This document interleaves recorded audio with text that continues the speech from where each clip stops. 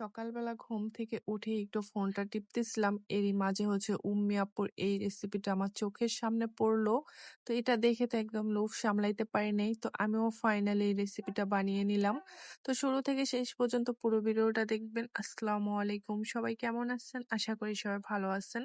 আলহামদুলিল্লাহ আমরাও খুব ভালো আছি। তো সকালবেলা উঠেই ওয়েদারটা একটু দেখতেছিলাম। তো দেখলাম যে সকাল থেকে একদম বৃষ্টি। আজকে মনে হচ্ছে যে সারাদিনই এরকম বৃষ্টিই থাকবে। তারপর একটু ফ্রেশ হয়ে আবার ফোন টিপতেছিলাম। তো এরই মাঝে আমার উম্মে আপুর এই রেসিপিটা চোখের সামনে পড়ে। তো উনি কলমি শাক দিয়ে এই রেসিপিটা বানাইছে। উনি উনার নিজের মতোই বানাইছিল। তো আমার দেখে তো অনেক লোভ লাগছে। তারপর কি করার, চলে গেলাম মাকে নিয়ে কলমি শাক খুঁজতে।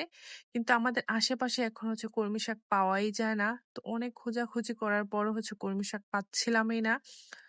তারপর কি করার, চলে গেলাম অন্য আরেকটা জায়গায়। তো আজকে অনেক খুঁজছি গাইস। তারপর ভাবছি যে আজকে আমি এই রেসিপিটা করেই ছাড়বো। এখানে এসেও দেখি যে কলমি শাক নাই। আগে এই সামনে ছোট একটা পুষ্কুমি, তো এটার ভিতরে আগে অনেক কলমি শাক পাওয়া যেত। কিন্তু এখন দেখলাম যে কলমি শাক একেবারেই নাই। তারপর তো আমি হাল ছেড়ে দিছিলাম যে আজকে মনে হয় না আমার দ্বারা এই রেসিপিটা করা হবে। তারপরও হাল ছাড়ি নাই। ভাবছি যে ওই দিক দিয়ে একটু খুঁজে তারপর বাসায় চলে যাব। তো যাবার পথেই আমি কলমি শাক পেয়ে গেছি গাইস। আজকে আমি এই রেসিপিটা বানাবোই। তারপরে এখান থেকে আমি শাকগুলো তুলে নিলাম। তো এখানে অনেক শাকই ছিল কিন্তু এত বৃষ্টি ছিল। তারপর অল্প কিছু তুলে এখন বাসায় চলে যাব। অনেক কষ্টে গাইস শাকগুলো পেয়েছি। এত ঘোরাঘুরি করছিলাম শাক খোঁজার জন্য, অনেকক্ষণ ঘুরছি। আর মা তো জানেই আমি যেটা একবার খেতে চাই সেটা না খাওয়া পর্যন্ত আমি একদমও শান্তি পাই না। তারপর মাও আমার সাথে সাথে ঘুরছে। তো এই তো এখন এইটুকু শাক নিয়ে এখন বাসায় চলে যাব। অনেক কষ্টের শাক বাসায় নিয়ে গিয়ে এইগুলোকে এখন রান্না করব। তো ফার্স্টেই আমি এখানে শাকগুলো সুন্দর করে বেছে নিছি। তো এখন বেছে নিয়ে তারপর এগুলোকে এখন কাটাকুটি করে নিব। তো কেটে এখন ভালো করে পরিষ্কার করে সুন্দর করে ধুয়ে নিব।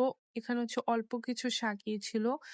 আর এই রেসিপিটা করতে বেশি শাকও লাগে না, অল্প শাক হলেই হয়ে যায়। তারপর এই তো কেটে সুন্দর করে পরিষ্কার করে নিচ্ছি। তারপর এখানে আমি সরিষা বেটে নিছিলাম। আমার কাছে পোস্ত ছিল না, তো আপু পোস্ত দানা দিছিল। তো স্কিপ করছি ওইটা আমি। তারপর এখানে হলুদ, মরিচ আবার লবণও দিছি, সেটা ভিডিও করা হয় নাই। এখন আমি এগুলোকে একটা বাটিতে সুন্দর করে গলিয়ে নিচ্ছিলাম। তো এখন আমি রান্নাটা বসিয়ে দিব। তো ফার্স্ট ডে আমি কিছু শুকনা মরিচ দিয়ে দিলাম। তো এগুলো দিয়ে এখন আমি সরষের তেল দিয়ে দিলাম। আমি সরষের তেল দিয়ে এটা বানাচ্ছি। তারপর এখানে কিছু পেঁয়াজ দিয়ে দিলাম। তারপর কিছু রসুন দিয়ে দিলাম। এখন দিয়ে এগুলোকে একটু ভাজা ভাজা করে নিব। তারপর গোলানো সেই মসলাগুলো এখন দিয়ে দিব। তো দিয়ে এখন ভালো করে এগুলোকে কষিয়ে নিব। তো এগুলো একটু ভালো করে কষাতে হবে, যেহেতু এটা সরিষা দিচ্ছি, না হয়তো সরিষা একটা গন্ধ, কাঁচা কাঁচা একটা গন্ধ আসবে। তারপর একটু একটু করে আমি পানি দিয়ে ভালোভাবে অনেকক্ষণ কষিয়ে নিচ্ছি। তো এই তো তেলটা এখন উপরে ভেসে উঠছে। আমি এখন কলমি শাকগুলো দিয়ে দিব। তো দিয়ে এগুলোকে একটু ভালো করে কষিয়ে নিব। কষিয়ে নেওয়ার পর অল্প একটু পানি দিয়ে দিলেই আমাদের রান্নাটা হয়ে যাবে। শাকগুলো দিয়ে এখন আমি একটু নাড়াচাড়া দিয়ে কষিয়ে নিচ্ছিলাম। তারপর আমি কষানো হয়ে গেলে আমি একটু পানি দিয়ে দিব। তো এই তো তারপর একটু পানি দিয়ে এখন আমি বসিয়েই রাখবো কিছুক্ষণ। তো কিছুক্ষণ পরে একটু ভাজা ভাজা করে নিলেই, পানিটা একটু শুকনা শুকনা করে নিলেই হয়ে যাবে রান্না। তো আজকের রান্নাটাই তো ফাইনালি হয়ে গেছে। তো আমার রান্নাটা কেমন হয়েছে অবশ্যই কমেন্ট করে জানাবেন। আর আমি আপনাদেরকে খেয়ে রিভিউটা দিচ্ছি যে কেমন হয়েছে। তো প্রথম খাওয়ার পরেই তো এত মজা লাগছে গাইস, কি বলবো। এত কষ্ট করে শাক তুলে আনার কষ্ট একদম নিমিষেই শেষ হয়ে গেছে। আমি এখানে মরিচটা দিয়ে সুন্দর করে খাচ্ছিলাম, আরো বেশি মজা লাগতেছিল। তো সত্যি রেসিপিটা অনেক অনেক মজার ছিল।